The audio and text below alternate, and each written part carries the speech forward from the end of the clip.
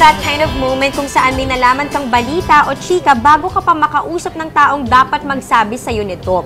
It happens in surprises and big announcements and good news and even in bad. At sa mga ganitong sitwasyon, ano nga ba ang dapat mong ma-feel at maging reaksyon kapag nasira ang eksena dahil may spoiler na nauna? Yan ang pag-uusapan natin dito sa ating Mars Sharing Group. Okay. Yan, personal experiences na may news na accidentally na-spoil ng isang friend. Can't think of a particular one. I'm sure it's happened, pero hindi ako masyado makaisip ng specific. Ako siguro ganun, yung like nabuntis.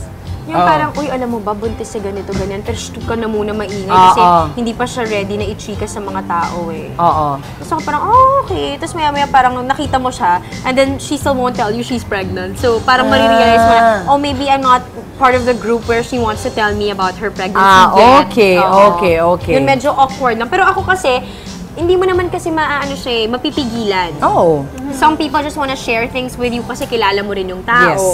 Tapos kung taong yun naman, ayaw pa rin niya sabihin sa'yo, pero alam mo na, quiet ka na lang din, di ba? Respect na lang. In her own time. What about you? Can you think of a parang situation na parang ganyan? I think baka maybe like a surprise birthday or something. Na parang may hint added na, I'll see you then, ha? Parang sila, hindi ko alam. What do you mean? May lakad naman tayo, di ba? Parang gano'n. Nadudulas ka minsan. Kasi you don't know na pala na, they don't know na it's supposed to be a surprise. Kasi baka someone forgot to tell you na it's a surprise pala. Kasi akala mo birthday lang nila. Oo nga naman. So yun, right? Dapat pag gano'n sa text pa lang, surprise. All caps yun. Sa akin naman baliktad kasi ako surprise birthday ko. Okay. Hindi ko alam, syempre, di ba?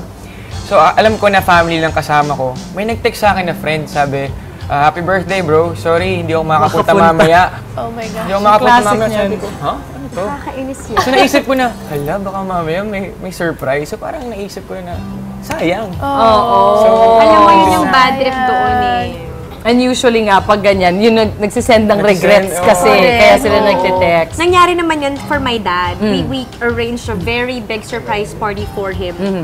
Mommy ko was preparing it for months, okay?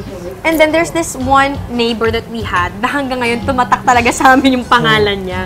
Okay. Kasi, yung cellphone niya, merong group. Nakalagay doon, yung kasali pala sa group na yun, my dad. Okay. So ngayon, pinorward sa kanya, ikaw na bahala or invite your other friends from this group. Ikaw na yung leader. Yes. Sinend to all. Nakarating kay daddy yung text message. Daddy ko gumano. Eto ang problema. Hindi niya na-delete. For some weird reason, my mom naman was playing with his phone. So nakita na ngayon. Nung nakita na talaga, umusap talaga yung buka talaga. Galit na galit siya. So my dad knew all along, but he was kind of playing with along. Kasi alam niya how my mom was working so hard for it. Pero prior to the party, nalaman din ni mommy na alam na rin ni daddy. So kagulo talaga sa bahay. Tapos, laging sinisigaw ng mommy king pangalan ng neighbor namin na yun. So tuwing nakikita namin, ay si yung party spoiler. So every time we see him, pinagtatawanan namin siya magkakapatid. Tapos, as in, siya naghahagit niya na yun. Tapos na-ban siya from the party. Like, wag mo makapantay na tao na yan sa party. Ayoko makikita yung pagmumukha na doon. No! Of course, it's a joke. He was there. Of course. Yeah, but he was so shy. Nasa labas bahay lang siya, tapos nakikita niya yung party sa loob. Parang, spoiler ka kasi hindi ka na invited. Joke lang.